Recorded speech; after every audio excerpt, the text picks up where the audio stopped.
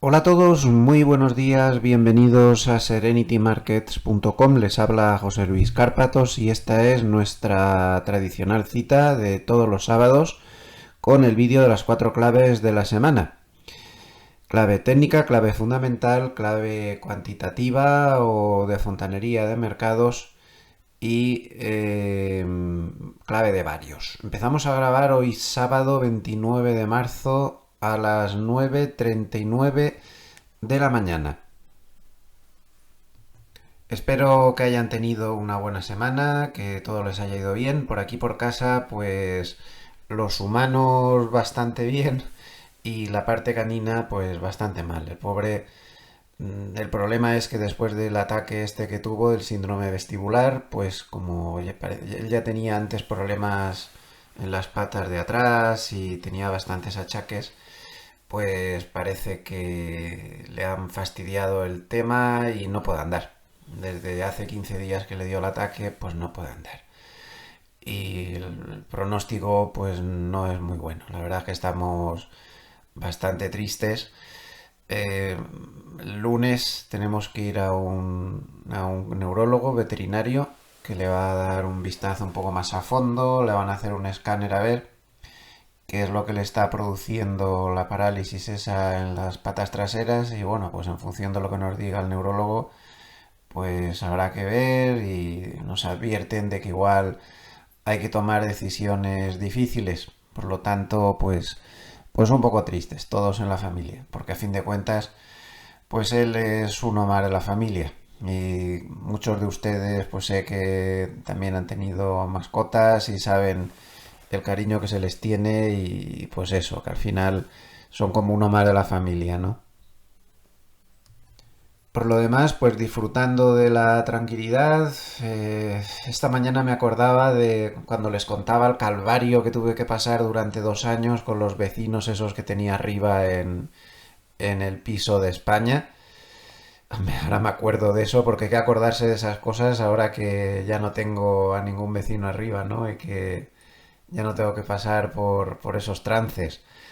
Y pues muy tranquilo, muy bien, aquí te puedes acostar muy pronto, nadie te molesta y estoy muy bien. Por cierto, algunas imágenes que sé que algún que otro amable escuchante le gusta sobre cómo anda por aquí la cosa. Pues aquí tienen la otra parte de la casa, porque siempre les muestro la parte que da al jardín. Bueno, pues esta es la otra parte. Como ven, todo lo que tengo detrás pues son construcciones típicas alpinas. Aquí esta casa pues tiene la bandera suiza, que se ve un poco mal porque me corta el margen, la bandera al cantón de Vaud. Y esta praderita que tengo detrás es una zona donde no se puede construir y ahí de vez en cuando pues traen a las vacas. Ahora hace 4 o 5 meses que no las traen. Ahí las traen, están una semana o dos pastando, trayéndonos bastantes moscas, eso sí. Pero bueno, las pobres. Y están ahí pastando tranquilamente hasta que se acaba el pasto y lo llevan a otro sitio. No está mucho tiempo. Al final, al cabo del año, igual las tienes 3 o 4 semanas ahí. Aquí en esta toma se ve mejor las banderas de mis vecinos. Ya digo, está la bandera suiza, está la bandera del cantón de Vaud, que es verde y blanca. Este es el huerto, ya por fin, como ven, libre de nieve. Ahí lo tengo ya preparado para empezar a sembrar y todas estas cosas. Y como ven aquí, tengo una de las gallinas del vecino. El gallinero del vecino está por aquí y, y me van por detrás de la valla, ¿no? Es un poco tostón el gallo este, pero en fin, a todos acostumbra uno. Ahí está, la gallina. Hay un montón. Ahí está.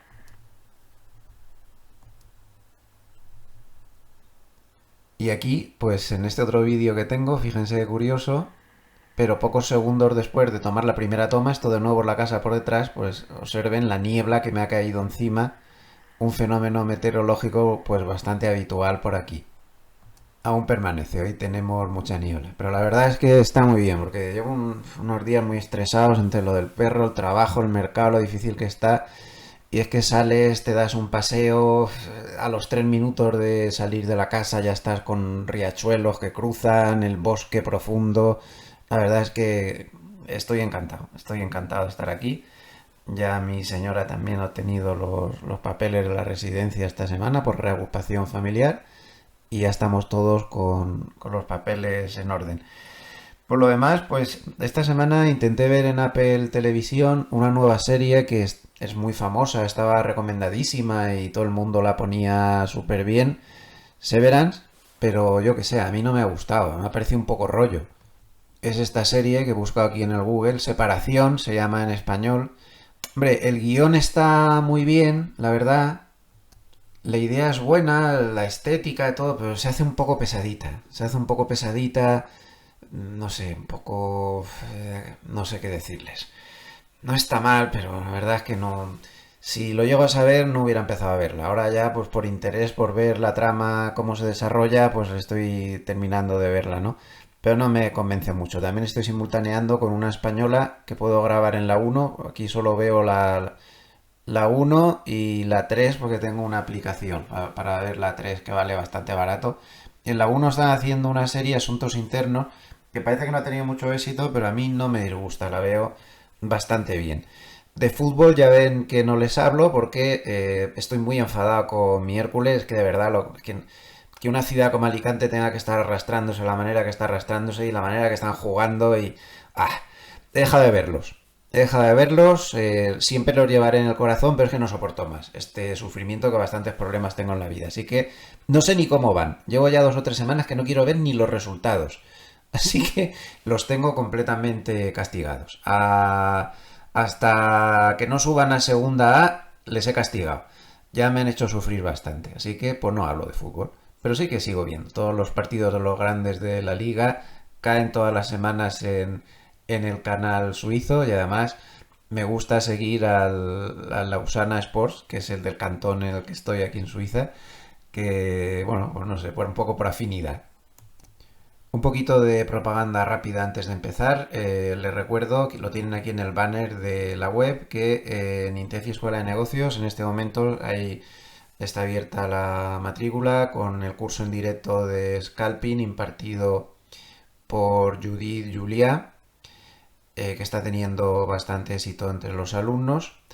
Y también recuerdo que hay muchos otros programas, por ejemplo, también para hacer intradía y cosas de estas, también tenemos otro enfocado de otra manera, por ejemplo, basado en Price Action, que está también muy bien, sin indicadores y sin nada, está bastante correcto. Pero este curso en concreto, pues ahora mismo está teniendo mucho éxito y está bastante interesante por si le quieren dar un vistazo.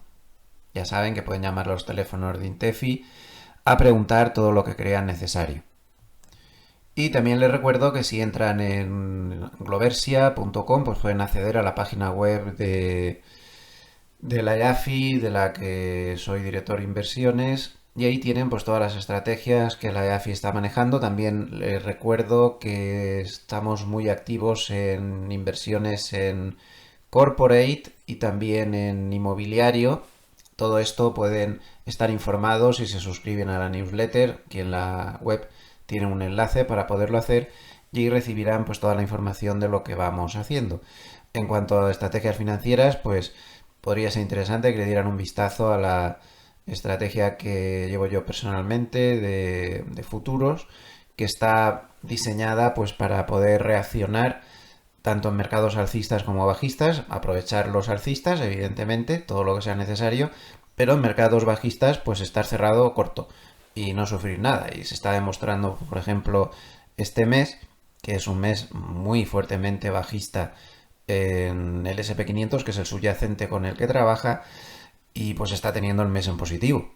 A pesar de que el mercado se está dando una caída, el SP500, muy importante. Por eso, porque en las tendencias bajistas está siempre alternando cortos y cerrado.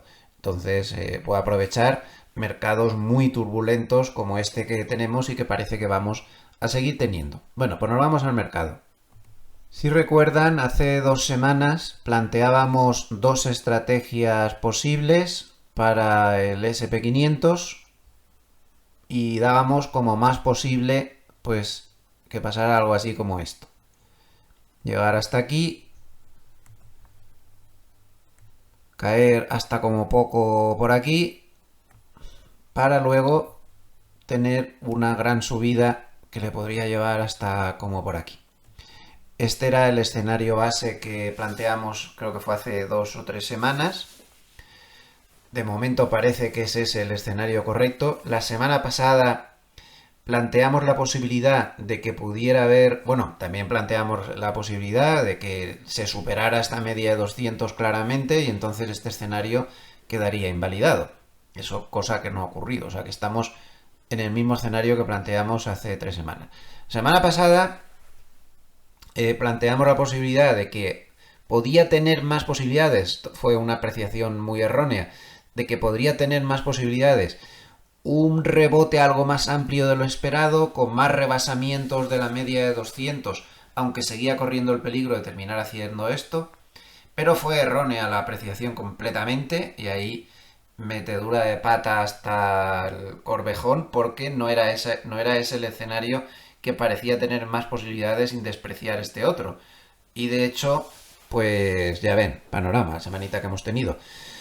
Ha podido más el desconcierto total que tiene el mercado con la política económica de Estados Unidos, que los rebalanceos de fin de trimestre, que las condiciones favorables para rebote que se seguían teniendo, etcétera. Entonces, volvemos al escenario principal que estaba puesto ahí desde hace tiempo ya. Muy buena pinta pues no tiene esto, ¿no? Porque es que no solo es que el SP500 se haya comido la media de 200 tras hacer un rebote que no ha llegado al 50% de retroceso de Fibonacci, sino que además apareció, esto lo vimos en los vídeos de diario, lo comentamos bastante, la aparición de esta estrella de la noche bajista justo encima de resistencias. Esta es una figura con un gran porcentaje de aciertos. Estos patrones de estrella de la noche son interesantes, son muy interesantes porque según los expertos que han estudiado su grado de fiabilidad le dan un grado de acierto de alrededor del 70% de las ocasiones, siempre que se espere la confirmación perdiendo el mínimo de las 3 velas que forman la figura. Al día siguiente ya se había confirmado, lo advertimos también en los vídeos de diario. Pues tiene un índice de acierto del 70%, pronosticando una caída de entre el 3 al 6%, según los estudios que se han hecho, aproximadamente. O sea que suele funcionar muy bien y sobre todo se refuerza mucho si pasan dos cosas. Primero, que el mercado ha tenido recientemente volumen alto, como fue así, y mientras se forma la estrella de la noche, el volumen es más bien bajo, como podemos ver. De hecho, este volumen del martes en el doji de la estrella de la noche fue el volumen más bajo del año. Observen, esto es muy importante. Esto nos muestra que la figura es muy peligrosa. Entonces, el bajo volumen, el estar formada contra resistencias, le da más fuerza. Ténganlo en cuenta para otras ocasiones. Este tipo de figuras, cuando aparecen, hay que procurar estar atentos siempre. Y por lo tanto, pues muy mala configuración, ¿no? Y ahora, pues ya saben, el peligro está en este mínimo anterior. Perder el mínimo anterior, o sea, esta figura de perder la media, porque realmente la perdió, llegó a estar 2 velas por debajo de la media completas y luego perdió el mínimo. Perder la media, hacer el pullback de rigor hasta la media y a continuación perder el mínimo sería una señal bajista para el medio plazo grave. Y a las pruebas me remito, ¿no? Vamos a ver esto un poco hacia atrás para ver las veces en las que ha podido pasar algo así. Y bueno, vamos a ver, ¿no? Vamos a ver, durante el 2025 no hubo nada, durante el 2024 no inquietó a la media de 200 y nos tenemos que ir a finales del 2023. Se pierde la media, se hace el pullback, se mete rápidamente por encima y no pasa nada. Luego, pues nada, pues no hay problema.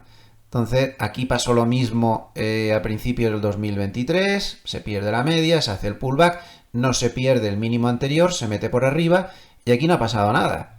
Entonces, la última vez que pasó algo así, pues fue en la gran tendencia bajista del 2022. Nada bueno lo que está pasando. Si se pierde ese mínimo, nada bueno. ¿Cómo pasaron las cosas el 2022? No, primero se intentó romper la la media, como ven, no llegó a estar 2 velas fuera más el mínimo, por lo tanto la situación es diferente. Rebotó, se metió otra vez por debajo. Aquí sí que ya estuvo 2 velas por debajo más perdió el mínimo, la media estaba rota y llegó el pullback. Ahí está. Primero hubo un amago de pullback, no se perdió el mínimo, pero aquí llegó el pullback de verdad. Tocó la media 200 y se volvió a meter por encima. Pero no perdió el mínimo anterior en ningún momento. Entonces volvió a caer, volvió a confirmar, volvió a hacer el pullback. Como ven, a veces estos procesos son extremadamente largos y complejos, pero aquí se produjo la ruptura final.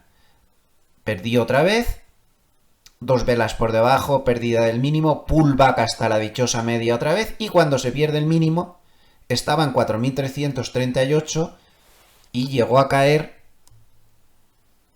pues hasta que volvió a corregir. Vamos a medirlo. Llegó a caer un 19,39%. Claro, visto esto, cualquiera puede pensar, pero lo tengo fácil, ¿no? Me pongo en el mínimo por debajo del mínimo y me voy a pillar un pastizal yo aquí. Como ven, cuando el mercado, que es muy asimétrico, va hacia abajo, es mucho más difícil seguirlo, muchísimo más difícil. Y se va a encontrar uno con rebotes constantes. Miren, más 3,5, bueno, este se puede aguantar, pero este otro, más 4,26, más 6%,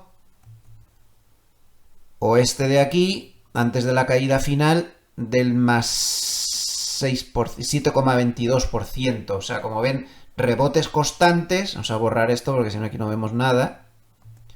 Rebotes constantes, esto es así, el mercado es muy asimétrico, que nos pueden llevar a la confusión de que esto está cambiando. Pues no, como ven, no cambió. Necesitamos algún tipo de herramienta que nos indique hasta dónde puede estar cambiando, dónde no puede estar cambiando. Una buena herramienta puede ser simplemente el Kijun.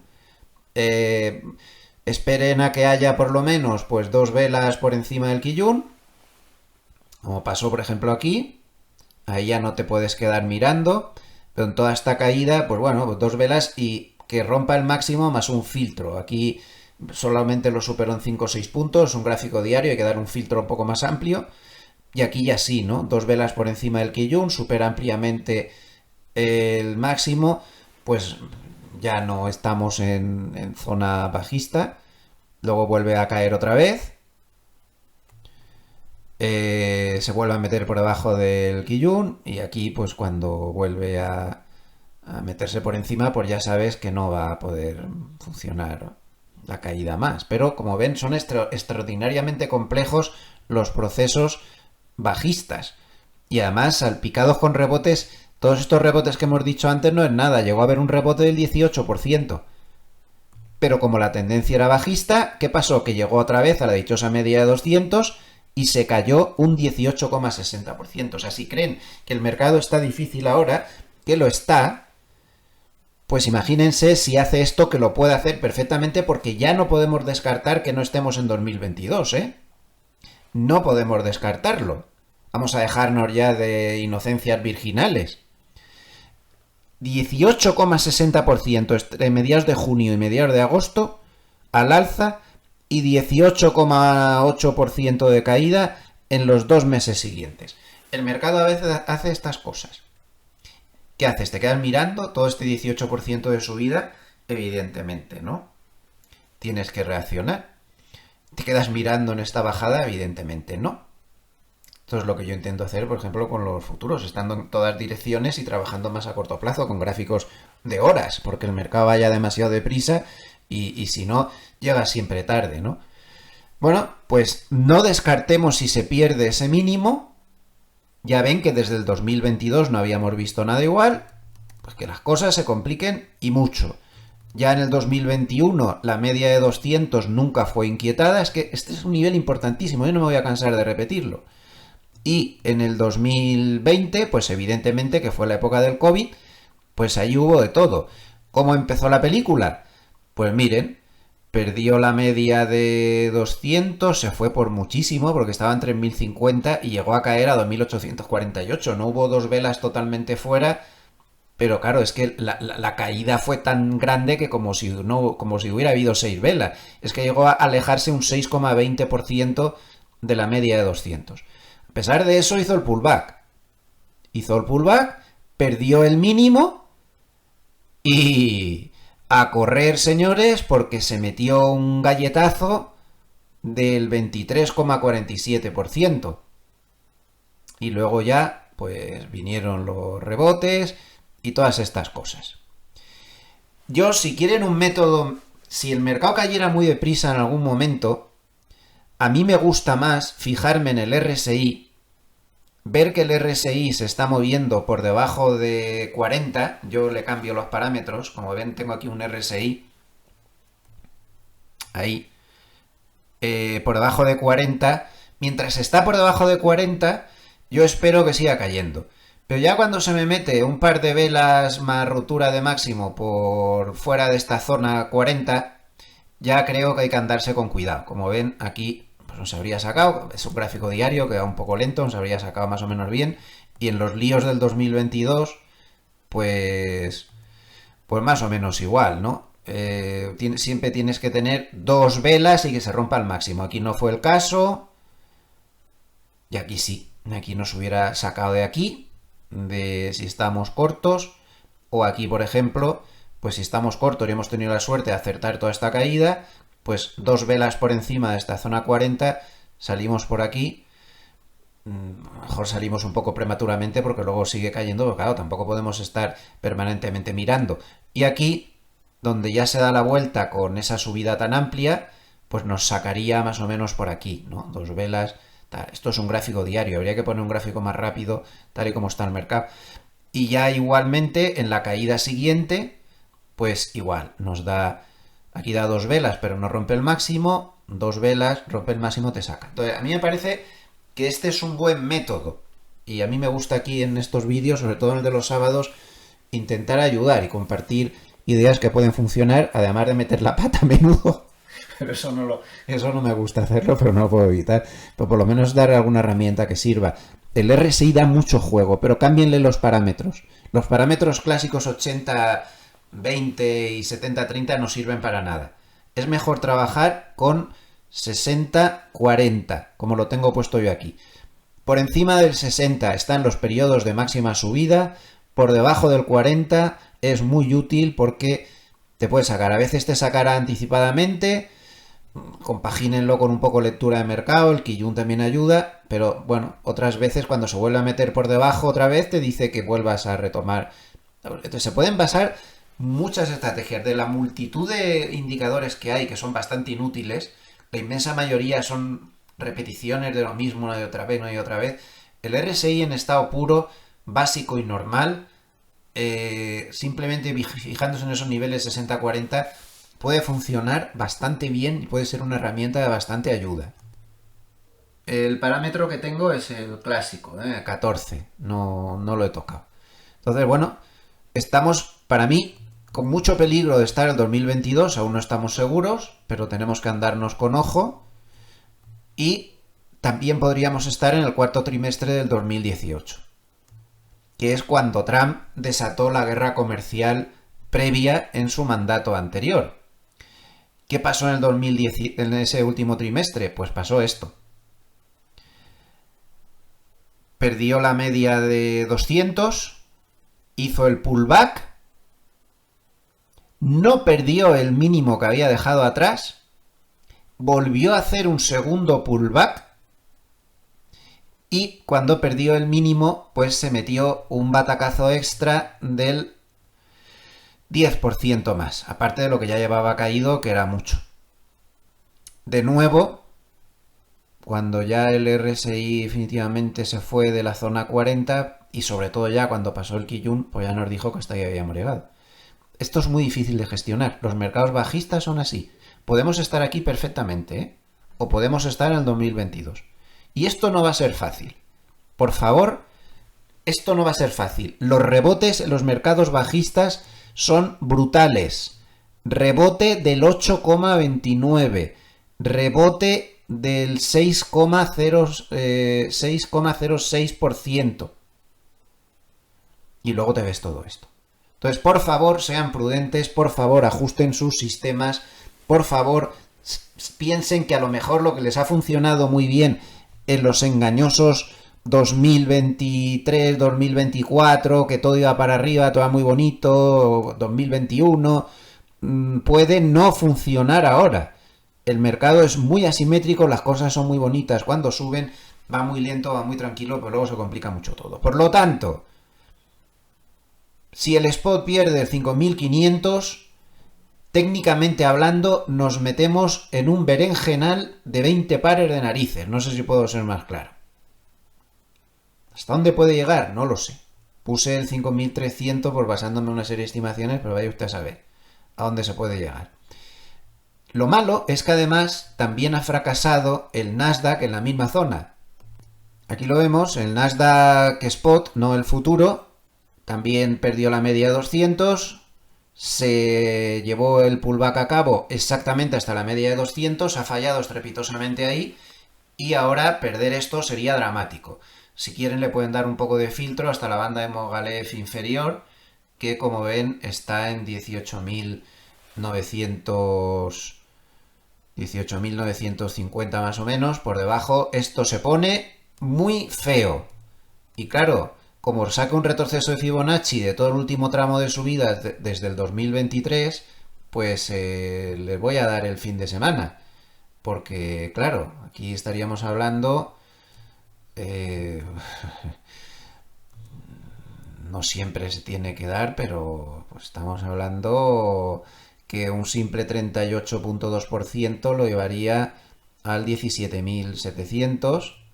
Un 38,2 pues no es una cosa demasiado terrible, y esto supondría pues una caída extra de otro 8% más. No lo sé. Ahora sí que ya con un mercado pasando a posibles fases bajistas, que aún no confirmadas, vaya usted a saber. Esto complica mucho el pronóstico, vuelvo a repetir, porque las fases bajistas son muy asimétricas comparado con las fases alcistas y es muy difícil saber lo que puede pasar. Hay que desempolvar nuestro cazador de rebotes. La última vez lo cazó muy bien, el oscilador de McClellan. Ayer la amplitud fue desastrosa. 591 valores del NISE al alza contra 2187 a la baja. El volumen vendedor, bueno, no tiene color comparado con el 7 veces más casi, o 6 veces más que el comprador. Y el oscilador se ha ido a menos 90,17. Si empieza a cerrar por debajo de menos 100, recuerden que en cuanto sale y tiene un cierre por encima de menos 100, nos indica un rebote, como nos indicó muy bien este último rebote, que fue bastante brillante. Tendremos este indicador siempre encima de la mesa. El gran problema es que por si está poco complicado el mercado, y técnicamente además con esas amenazas serias de ponerse las cosas realmente feas, agárrense los machos, como se suele decir, agárrense que vienen curvas la semana que viene. Observen el paper de cierre de ayer de la mesa de trading de Goldman, donde hacen un pequeño resumen semanal. Bueno, comienza diciendo que la semana pues ha sido mala, con el S&P500 bajando el 1,5%, el Nasdaq el 2,4%, el Russell el 1,9%, y dice que los inversores pues están agotados de la falta de visibilidad macroeconómica y las dosis de titulares y de rebajas, de previsiones y de historias. El inversor está agotado. No somos nadie para juzgar la política monetaria de una administración, pues cada uno sabe sus cuentas y sus cosas. Los analistas lo que piensan es que la política monetaria de la nueva administración de Estados Unidos tiene sentido. Lo único que están haciendo es intentando hacer algo para esa espiral de deudas absolutamente de locura que se viene arrastrando ya desde hace mucho en Estados Unidos, pues se frene. Es que no se puede seguir así, ni en Estados Unidos, ni en Europa, ni en Japón, ni en ningún sitio, ¿no? Entonces lo único que están haciendo es intentar hincar el diente. Los analistas de Goldman, por ejemplo, han publicado varios papers en la semana en los cuales dejaban claro que piensan que el plan de la administración Trump pues no es tanto provocar una recesión o provocar un no sé qué, sino simplemente pues lo que dijo Besen, ¿no? Desintoxicar un poco el mercado de esa dependencia que tiene pues de la liquidez que le inyectan y de las ayuditas y del despilfarro fiscal y todas estas cosas, ¿no? Entonces, según Goldman, el plan final de la administración Trump pues es rebajar eso y rebajar el apalancamiento financiero que tiene el Estado, que es una locura, el de Estados Unidos, el de Europa, el de España y el de medio mundo, ¿no? Y traspasar de alguna manera ese apalancamiento a gente productiva, ¿no? Como pueden ser pues los hogares o las empresas dentro del sentido común, que vuelvan a apalancarse y que vuelvan de alguna manera hacer crecer la economía, ¿no? Entonces, en ese proceso, pues intentar que no se dispare la inflación, intentar que se mantengan los tipos de interés bajos y poder pues conseguir al final un crecimiento fuerte, pero a base de traspasar ese apalancamiento de un sitio al otro. El problema, la nota todo ese plan a los analistas no les parece mal, a mí personalmente tampoco, la verdad, pero hay una nota disonante. ¿A santo de que en medio de todo esto, todo este follón con los aranceles? Da la sensación de que esto es innecesario. Sobre todo con la espectacularidad con la que se está dando, la retórica política, todas estas cosas. ¿Qué pasa? Que se pueden cambiar los aranceles, porque un Estado puede pensar que tiene unos desequilibrios en su balanza comercial, se pueden introducir algunos aranceles concretos, puntuales, bien estudiados, sin pasarse, con un control, negociando, etcétera. Sí, pero el problema es que se está haciendo de tal manera que al mercado le ha desconcertado por completo, le supone un agobio tremendo, los operadores no se atreven a mantener una posición más allá de unas horas porque temen que en cualquier momento aparece un titular del UNIC, un titular de Besen, un titular del propio Trump, un titular del Senado, en el cual te ves venir otro problema. Y claro, al final, pues todos tienen memoria y se acuerdan de ese 2018, ese cuarto trimestre que acabamos de ver, donde la guerra comercial pues causó muchos problemas en el mercado. Luego se recuperó, bien es cierto, y con creces, ¿no? Pero durante un tiempo pues pasó eso. No estoy juzgando a nadie, no es mi misión decir si una política monetaria es buena o mala, no soy quien para decir eso, ¿eh? Estoy intentando desde un punto de vista neutral ver los pros y los contras para el mercado, en lo que afecta al mercado de la política monetaria que ahora mismo pues se está usando. Claro, el problema es que en medio de toda esta confusión y nerviosismo pues se está vendiendo mucho, como ven en la semana los fondos solo largos han quedado vendedores a base de bien, los hedge funds también han vendido, todo el mundo está vendiendo, todo el mundo está nervioso, nadie tiene claro nada y en estas condiciones, como decía, agárrense que vienen curvas, la semanita que viene, lo que hay aquí desde el punto de vista macro. Atención, el martes día 1 empezamos la semanita, aquí abajo mejor, con el ISM de manufacturas. En unos momentos en los que hay unas dudas enormes sobre cómo está el crecimiento de Estados Unidos, porque los datos macro no están saliendo buenos, te llega la hora de la verdad, porque yo ya saben lo que pienso. Son los ISM los que nos van a decir de verdad si hay una recesión o no, y de momento, con los datos del mes pasado, no hay nada de eso. Pero ¿y si este mes cambian de repente? Pues la cosa se puede poner muy fea. El mercado se lo puede tomar muy mal o muy bien, según lo que salga el martes en ese ISM de manufacturas. Pero es que el día 3 jueves tendremos el ISM de servicios, que es el 75% de la economía. Cualquiera de estos dos datos puede provocar bandazos enormes en el mercado. Entre medio de los dos ISMs tenemos nada más y nada menos que el anuncio del presidente de Estados Unidos, de Donald Trump, de los aranceles recíprocos que él quiere imponer. Y que esto está volviendo literalmente loco de los nervios al mercado. No sabemos tampoco si esto puede ser bueno o malo. Por si faltaba algo, el viernes tenemos el dato de empleo. Madre mía, más otra serie de cuestiones de empresas que pone aquí. No pierdan de vista el dato de entregas de vehículos de Tesla del primer trimestre que se dará el miércoles. Es una semana de locos, una semana que cualquiera de todos estos datos que hemos visto pueden volver loco al mercado. Vamos a adelantar un poco lo que vemos siempre al final, que es lo que vemos de Hartnett, porque es muy apropiado para poder enfocar esta barbaridad de datos macro que se nos vienen encima. Este parrafito de Hartnett, que luego veremos más despacio, me parece absolutamente fundamental. Dice: radiografía del mercado. Bueno, aquí hace una serie de cosas que luego veremos. Dice: radiografía del mercado. DeepSeek, el tema este de Doge en Estados Unidos, la geopolítica de Trump, han sido los grandes motores del primer trimestre y no han sido buenos, porque lo de DeepSeek le ha dado la puntilla literalmente al final a todo el complejo de inteligencia artificial alta tecnología, y las medidas que está tomando Trump pues también han puesto nerviosos al mercado, con razón o sin ella, insisto que no entro ahí, pero el mercado se ha puesto muy nervioso. Pero lo importante es esto, que Hartnett está convencido de que Trump va a minimizar y no a exagerar el anuncio del 2 de abril. ¿Por qué? Pues porque querrá evitar una segunda oleada de inflación en Estados Unidos.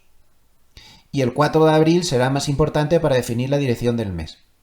No sé lo que va a pasar, está la predicción de Hartnett. No le falta razón. Trump y sus asesores ya deben estar viendo cosas como esta. El PCE de ayer, que es la medida favorita de inflación de la Reserva Federal, el subyacente, o sea, quitando alimentación y energía, como ven, dio la lectura más alta desde enero del 2024. Muy bueno eso no es.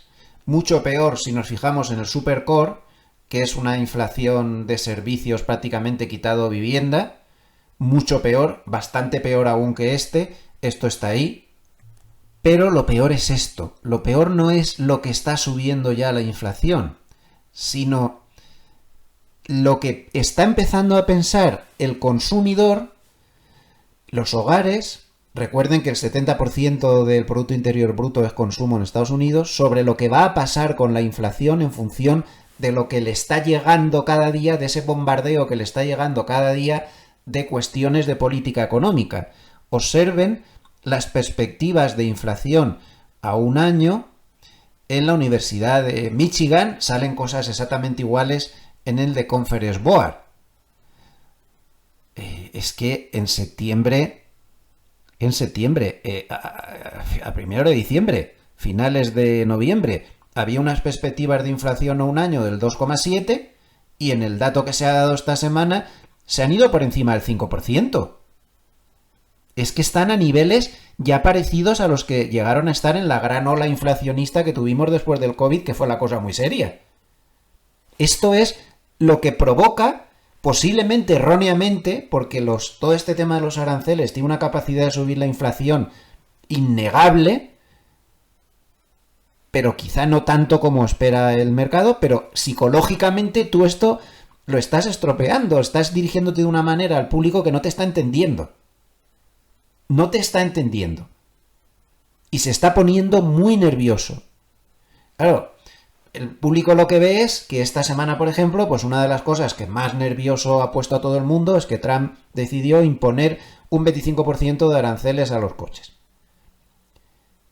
No le sentó bien ni a los propios fabricantes de Estados Unidos, porque Ford y General Motors pues bajaron notablemente. ¿Por qué? Pues porque General Motors trae un 20% de las piezas que ensamblan sus coches de México y Ford un 10%. Entonces, mientras no se cambie la cadena de producción y esas piezas se puedan producir en Estados Unidos, esas piezas suponen un tener unos aranceles del 25%, lo cual encarece el precio de los coches. Trump se reunió con los directivos de estas compañías para pedirles que no subieran los precios de los coches, pero los directivos les decían que no pueden resistir un aumento de los aranceles de un 20% de las piezas del coche, del 25% sin subir los precios. Claro, y de los coches de importación, pues ni les cuento. Lo que ve la gente es, bueno, pues si yo me quiero comprar un Toyota, pues ahora me cuesta un 25% más. Si el Toyota me costaba 40.000, uno de alta gama, pues ahora me va a costar, pues un Lexus que quisieran comprar, pues ahora me va a costar, en lugar de 40.000, me va a costar 50.000. Esto va a disparar los precios. No es exactamente así en la realidad, pero psicológicamente esto es insostenible. En esto se basa Hartnett para asegurar que Trump va a moderarse el día 2 y no va a exagerar las cosas. ¿Por qué la administración está viendo esto? No lo sé, solo estoy intentando dar las claves y cada uno que saque sus propias conclusiones. Pero esto es insostenible. Lo que está pasando con la confianza del consumidor es insostenible. Si esto sigue así, habrá problemas, sin ningún género de duda. ¿Tendrá razón Hartnett? Sigamos, porque hay otra cosa muy interesante. Primero se moja con eso, diciendo que él cree que Trump no va a exagerar para evitar esto. Bien es cierto que ayer pasó desapercibido para el mercado, que estaba nerviosísimo ayer con unas ventas terribles, pero el presidente dijo a última hora, literalmente, estamos dispuestos a llegar a acuerdos sobre los aranceles, se refería a esos aranceles del día 2, se están iniciando negociaciones sobre los aranceles. ¿Puede ser un anticipo de que Hartnett tenga razón y efectivamente sea así? A mí siempre me ha dado la sensación, y no soy el único que lo piensa, de que realmente no es el objetivo de esta administración tener unos aranceles permanentes altísimos, sino que simplemente se están usando como armas de negociación para llegar a acuerdos que tengan como resultado pues una balanza comercial final de estadounidense pues mucho más favorable de la que hay ahora. Da esa sensación, pero bueno, no lo sé. No tengo ni me voy a molestar en eso, en hacer pronósticos. Hartnett está muy bien que los haga, yo no los hago. Yo creo que lo que tenemos que hacer es ver el gráfico. La macro está imposible y en función de lo que haga el gráfico, pues reaccionar. Creo que hay que intentar acortar el plazo operativo. No se puede hacer apuestas a largo plazo en medio de este berenjenal.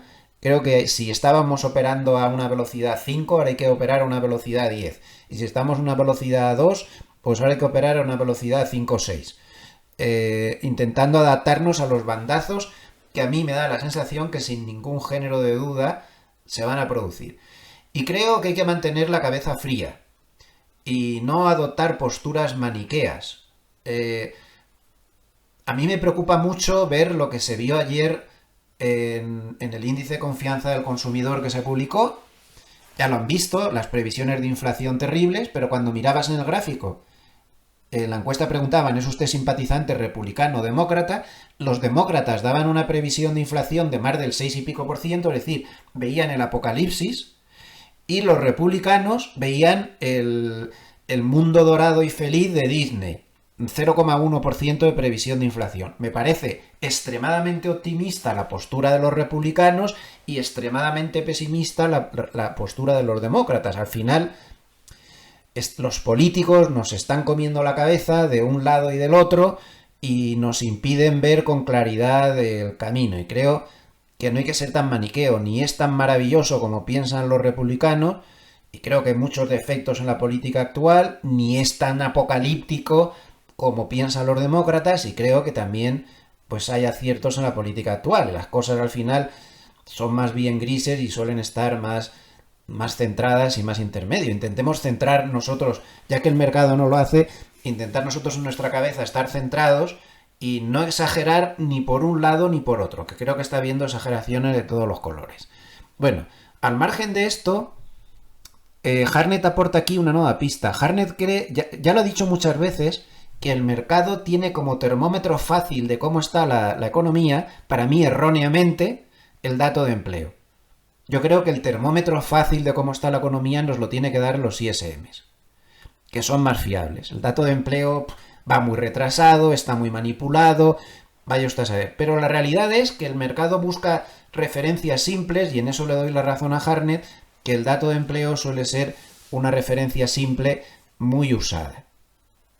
Bueno, pues Hartnett lo simplifica todo mucho y dice que más que el 2 de abril, que él cree que Trump intentará pues llevar a cabo su plan de aranceles, pero sin pasarse, para evitar más problemas, el dato de empleo para él es la clave. Dice que si el mercado ve un dato entre 100.000 y 200.000, o más, supongo, que va a interpretar rápidamente que hay aterrizaje suave, por lo tanto no hay recesión y por lo tanto el reciente mínimo del SP500 en 5.500 aproximadamente se puede mantener. Podrían subir las acciones de consumo minorista y la construcción de viviendas. Pero si da un dato de menos de 100.000, el SP500 según él marcaría nuevos mínimos. Habría una caída de las bolsas globales, Estados Unidos y todas las demás, del sector bancario y del sector de crédito. Y esto llevaría, según su punto de vista, a que la administración Trump activara un gran giro hacia recortes fiscales. Es decir, si lo que piensa Hartnett, y no lo deja de tener bastante sentido, pues es que si el dato de empleo empieza a flaquear y el mercado de verdad empieza a temer que la cosa se va a poner muy fea desde el punto de vista crecimiento, Trump no puede permanecer impasible e intentaría resaltar la parte de su programa que beneficia mucho al mercado, que son la parte de recortes de impuestos. Que de momento no lo ha usado mucho esa parte, ya lo hemos comentado en alguna ocasión. Mantendría su política, pero intentando rescatar un poco al mercado. Entonces, Hartnett empieza a ver que sí que puede haber un put de Trump cercano. Yo ya saben que les invito a la prudencia al respecto, porque también había un put de Trump cercano en el 2018 y llegó a caer la bolsa un 18%. Es decir, creo que eso sí que existe, pero no tan cerca como nos creemos. Se pueden admitir aún bajadas bastante importantes. Pero claro, como él ya habla de que se perderían los mínimos de abril, esas bajadas ya mucho más importantes sí que se podrían estar activando. Si el mercado ha caído un 10 hasta ese nivel de ahí, podría caer otro 6, 7, 8% más y ya estaríamos hablando de palabras mayores y sí que podría ser posible que se activara esto. Ya ven, qué situación más compleja. El consumidor está, mira, a mí no me toques. Observen la capacidad de ahorro que tiene el consumidor ahora mismo en Estados Unidos. Se ha ido a niveles muy bajos. Solo se vio una cantidad de ahorro menor en el 2022, donde saben que hubo una caída de las bolsas bastante importantes, y antes en la gran crisis financiera del 2008. Por lo tanto, la situación del ahorro también es muy preocupante. El consumidor tiene poca gasolina para poder consumir. En medio de todos estos nervios, con un mercado asustadísimo sobre lo que puede pasar en el crecimiento y en la inflación, con el tema sobre todo de los aranceles, vuelvo a repetir, es que los aranceles es la nota discordante. No me parece una mala política económica, el problema es los aranceles, que no son tan necesarios para esa política económica y que sobre todo en la forma en la que se están vendiendo y desconcertando y asustando, ¿no? Si hubiera una moderación en los aranceles, pero es que el mercado piensa que los aranceles van a causar todos estos efectos y al final, con los datos en la mano, esto es un modelo econométrico donde no hay sentimientos, aquí solamente se juzgan los datos. El modelo de la Reserva Federal de Atlanta sigue poniendo los pelos de punta a todos con sus previsiones de Producto Interior Bruto para el primer trimestre. En la revisión de ayer se volvió a caer hasta un menos 2,8%. Ya sabemos que esta cifra no es real porque está muy distorsionada por las importaciones de oro, que las importaciones de oro están siendo brutalmente altas y en el cálculo del Producto Interior Bruto real estas importaciones de oro no tienen ese efecto. Pero el problema está en que si se fijan en el dato de ayer, ellos mismos ya te dan el dato sin el desajuste que le causa el oro y está dando un menos 0,5%. Cuidado, está dando un menos 0,5% de crecimiento del Producto Interior Bruto en el primer trimestre. No sé si va a acertar o no. Los dos trimestres anteriores los ha clavado. Imagínense que se da un dato de menos 0,5% en el... Conforme está nervioso el mercado, aquí arde Troya. Y me da la sensación de que ahí sí se activaría el put de Trump.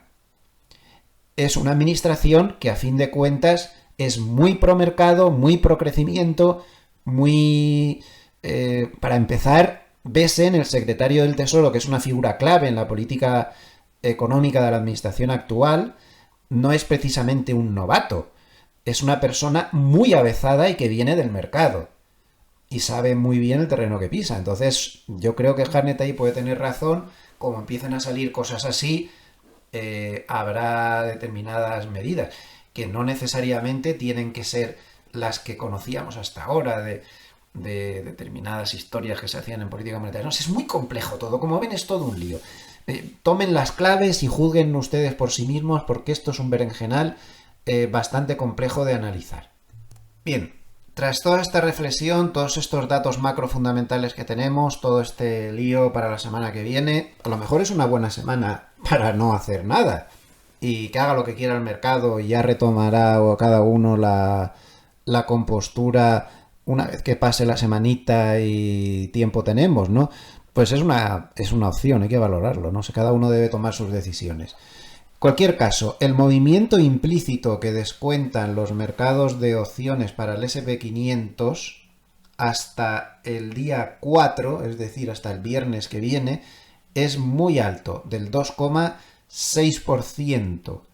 El movimiento implícito para el miércoles, recuerden que ese es el día en el que el presidente Trump va a anunciar sus planes arancelarios, pues ahí hay un movimiento implícito del 1,45, que tampoco es pequeño. Así que esto es lo que tenemos en lontananza, ¿no? Hay que estar atentos y hay que o irse de vacaciones la semana que viene y no hacer nada, o estar en el puesto de combate todo el día. En medio de este jaleo, a mí me ha gustado mucho esta reflexión de Zero Hedge porque yo creo que tiene toda la razón. Zero Hedge ayer comentó que, bueno, pues en la línea naranja tenemos al S&P 500 que está sufriendo una muy fuerte caída últimamente, pero que curiosamente la fuerte caída está acompañada de una bajada del índice SDX, que como saben es un índice en el cual se ve la cobertura de las grandes manos fuertes para posibles bajadas importantes. Claro, esto visto así, he visto algunas interpretaciones que dicen, pues es bueno porque está bajando pero no se cubren, significa que tienen poco miedo, para nada. Yo estoy muy de acuerdo con la interpretación de Zero Hedge. Está bajando con toda su alma, no se cubren, no es una buena noticia. No se cubren porque están vendiendo el subyacente. Ese es el problema. Eso es lo que piensa Zero Hedge y yo estoy de acuerdo con ellos. No se cubren no porque piensen que esto no da miedo. Se cubren porque da tanto miedo que prefieren vender el subyacente. Cuando no les da mucho miedo es cuando se cubren. Por ejemplo, en esta corrección del 2024. Como ven, bajaba mucho y las coberturas eran altas. Esto se hace pues porque el mercado piensa que no merece la pena vender el subyacente porque la caída no va a ser grave. Entonces lo mejor es cubrirse por si las moscas, pero dejar el subyacente quieto.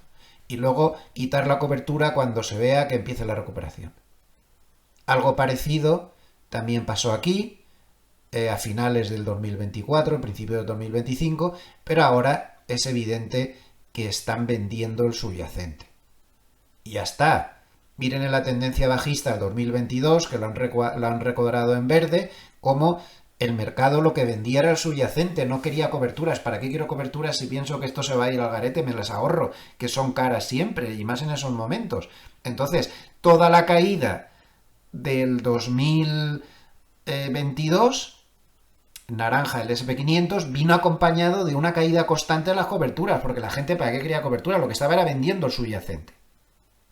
Sin embargo, cuando el mercado empezó a subir, como pensaban que las correcciones eran correcciones y no tendencias contrarias, sí que las coberturas aumentaban.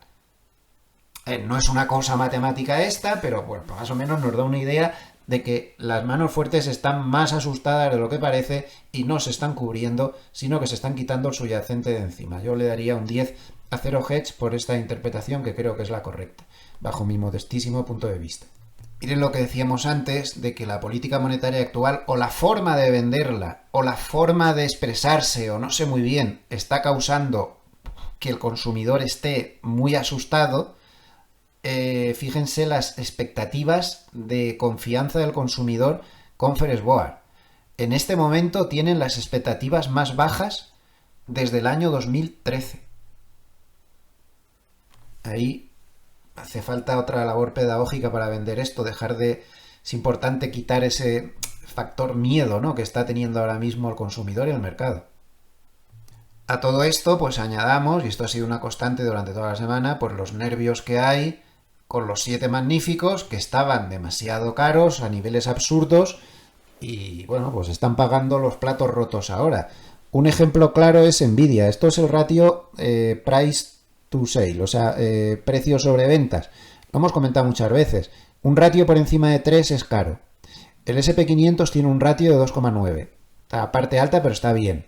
Pero Nvidia llegó a tener ratio de 42. Recuerden que por encima de 3 es caro. Claro, ahora ha bajado este ratio de 41,7 a 21,1. Apple le ha bajado a 8,5, Google a 5,9. Bueno, al final nos estamos acercando a niveles un poco más razonables y todo este pinchazo de la burbuja de la inteligencia artificial pues está haciendo muchísimo daño, un daño permanente al mercado. Al final Nvidia es el 6%. 6%. Y claro, si Nvidia se te cae un 31%, pues calculen, pues todo ese, el 6% del 31%, pues todo ese 2% se lo ha causado solo Nvidia de caída. Así están las cosas, hay que trabajar más rápido. Observen en Google la palabra recesión, cómo se vuelve a buscar otra vez. De momento los datos no lo indican, pero no sé, vamos a ver qué salen en los ISM de esta semana. No me cansaré de repetir que se está asustando al consumidor de una manera peligrosa, y fíjense este gráfico de Fanstrat donde se ve las expectativas a un año que tienen los consumidores, según Conference Board, de que pueda subir la bolsa en los próximos 12 meses. En los 2 últimos meses las expectativas han caído de una medición de 57,2% a 37,4%. Y es, como pueden ver aquí, el mayor declive en las expectativas sobre lo que va a hacer la bolsa que tienen los consumidores en 2 meses acumulados en 40 años. O sea, el susto que les está entrando ahora mismo a los hogares, a los consumidores. No olviden que el inversor minorista somos, que yo en parte también lo soy. Trabajo en una parte institucional, pero también soy un minorista más. Somos el 39-40% de Wall Street en este momento. Esto no puede ser. Supongo que esto puede influir a que la administración actual empieza a darse cuenta de que no se puede deteriorar la confianza de esta manera en todos los parámetros de confianza que uno quiera mirar, ya sea sobre el consumo, sobre la bolsa, sobre las expectativas de inflación.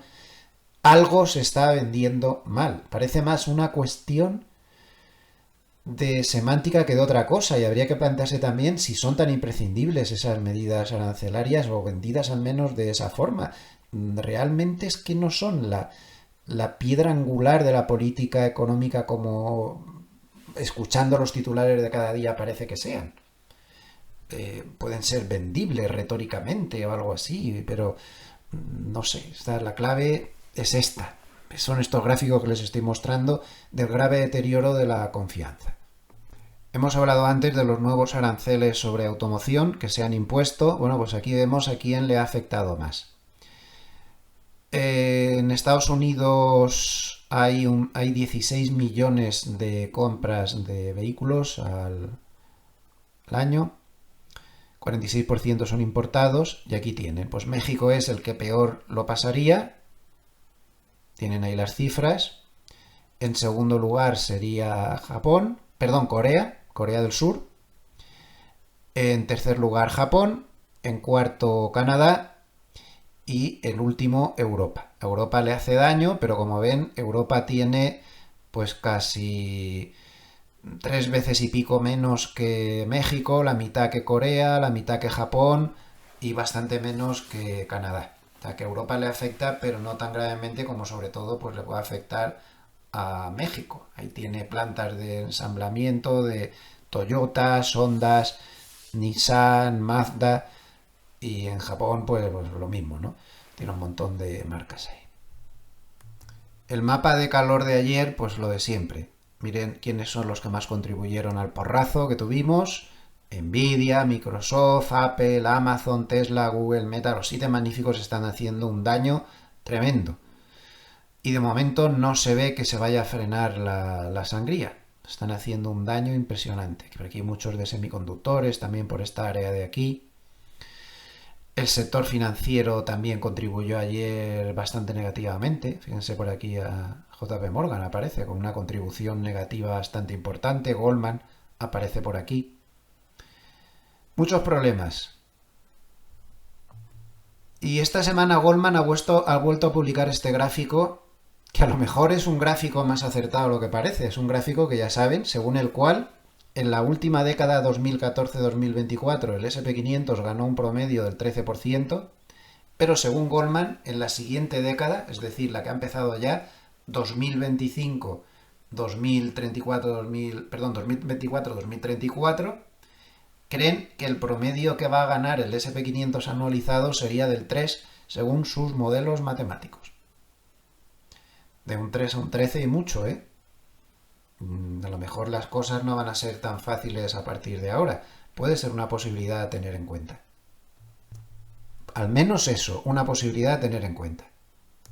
2 comentarios rápidos y pasamos al paper de Harney. Por un lado, perjudicial para las bolsas europeas que se han vuelto a trancar, están un poco más atrancadas. Pues perjudicial el hecho de que lo tienen, el plan de paz se ha atascado. No parece que avance. Putin pone una serie de condiciones que lo están complicando todo mucho. Por ejemplo, ayer pues dijo que su solución era un gobierno transitorio en Ucrania bajo los auspicios de la ONU y de Estados Unidos, y que ese gobierno transitorio se encargara de montar elecciones, luego se tomaran las decisiones del alto el fuego. Ni Estados Unidos ni Ucrania han aceptado esa posibilidad y ahora mismo el plan de paz está completamente atascado. La voluntad de Estados Unidos de llegar a un acuerdo rápido pues parece que no ha funcionado y que por la parte rusa está atascado. Hay un acuerdo para no atacar infraestructuras, pero da la sensación que todos los días se viola por ambas partes el acuerdo. En fin, todo muy complicado en este aspecto. Y capítulo especial para el oro. El oro ha tenido una muy buena semana. Fíjense, ha conseguido mantenerse en el 3000 una vez roto, que le está actuando como soporte, y le ha beneficiado un par de cosas. Por un lado, que la entrada de compras de oro físico y también de plata, las de plata son más agresivas aún, están siendo impresionantes. Estas compras están siendo impresionantes y eso le mantiene muy fuerte. Y por otro lado, el hecho de que durante la semana Goldman y Bank of America hayan subido sus previsiones, son 2 bancos muy influyentes, hayan subido sus previsiones a 3.300 por un lado y 3.500 por el otro. Esto pues le ha dado alas. Bien, pues nos vamos a terminar terminando de ver lo de Harney, que aún no hemos comentado. Toda la parte inicial ya la hemos comentado, muy importante. Recuerden, él cree que Trump no va a ser demasiado agresivo el día 2 y que la clave está en el dato de empleo. El indicador Bullenberg no se mueve, está en 5,2. Y en cuanto a los flujos, pues tenemos 4.000 millones de dólares de entrada en bonos, 3.200 millones de dólares de entrada en oro, que para el tamaño de este mercado es muchísimo, muchísimo. 500 millones de dólares a criptos de entrada, y luego salidas de bolsa de 9.000 millones, normal con todas las ventas que ha habido, y salidas de cash de 13.200 millones. Llama la atención sobre la fuerte entrada de dinero en oro, que ha sido pues espectacular. Sigue razonando que la cantidad de dinero que tienen los hogares en la bolsa de Estados Unidos es altísima, que está a un nivel récord del 29%, rompiendo los picos de 1968 y el año 2000. Aquí tienen el gráfico que cita. La participación de los hogares es muy variable. Por ejemplo, tras la crisis financiera del 2008 bajó apenas el 10%, pero ahora, como ven, ha subido al 29%. Los picos anteriores estaban en un 24% en el 2000 y en un 28% en 1968. Aquí habla de una serie de retornos anualizados en los últimos 10 años, pues por productos. Vemos que el SP500, por ejemplo, la gran capitalización de Estados Unidos ha tenido un retorno en estos 10 años promedio del 13%, las pequeñas compañías del 8%, el oro del 7,9%, la cartera 60-40 del 7,2%. Y aquí está la cartera que él recomienda siempre, que es 25-25-25-25. Es una cartera muy interesante y pese a que tenga un rendimiento relativamente bajo en estos 10 años promedio, no hay que perderla nunca de vista.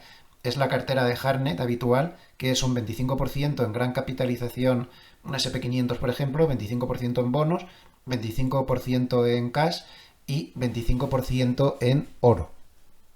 Luego hace una serie de reflexiones, los 5 big, dice aquí. Cree que sigue diciendo lo mismo, que hay que comprar bonos, valores internacionales y oro. Sigue siendo su recomendación estrella.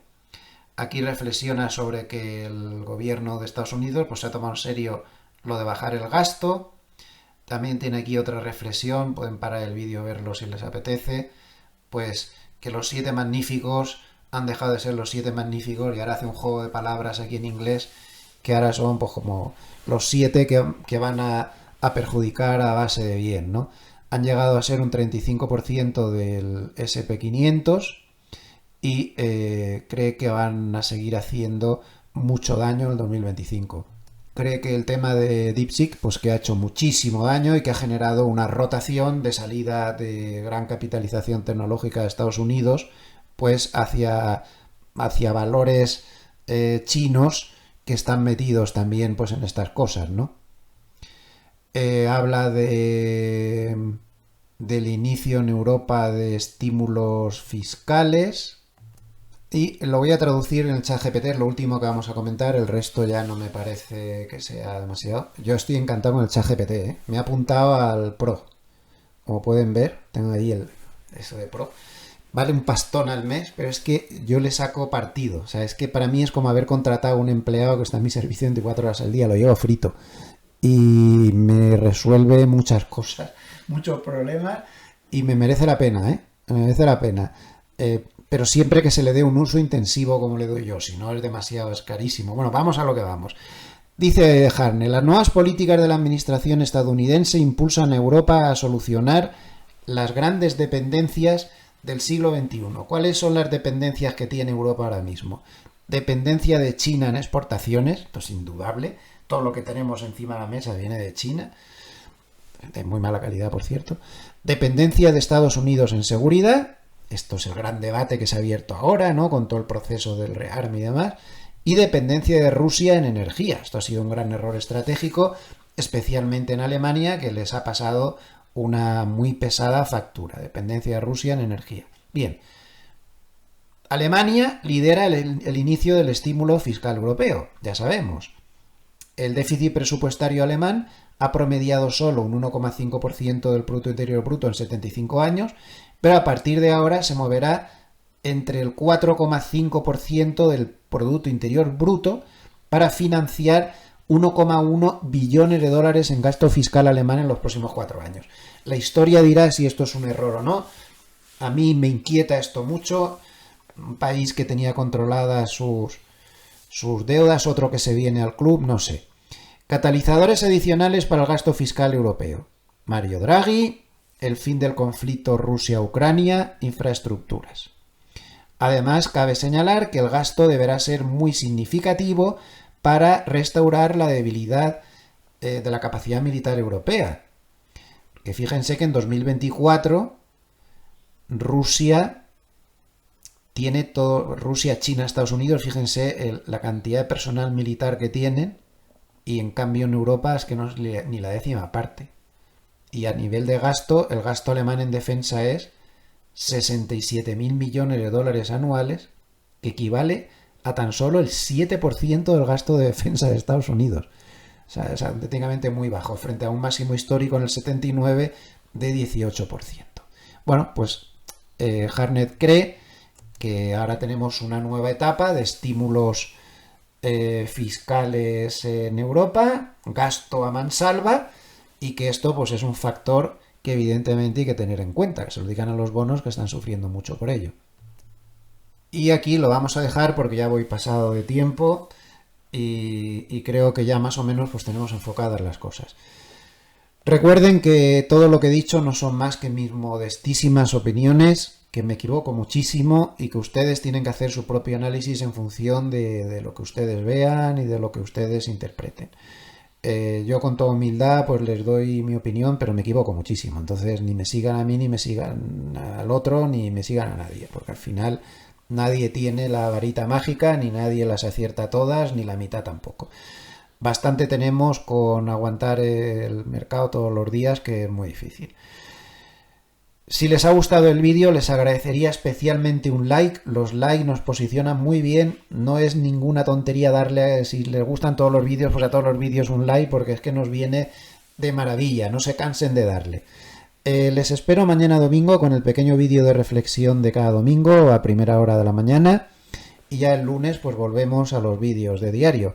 Muchísimas gracias a todos los amables escuchantes por estar ahí desde todos los rincones de Hispanoamérica. Saludos para los que nos ven desde España, para la comunidad expatriada en Suiza, como yo, que son muchos. Saludos para los que nos ven desde Paraguay, Uruguay, Chile, Colombia, Perú, Argentina y muchos otros países más. Estados Unidos también tenemos muchos seguidores ahí. Les veo mañana. Saludos desde Suiza. Gracias.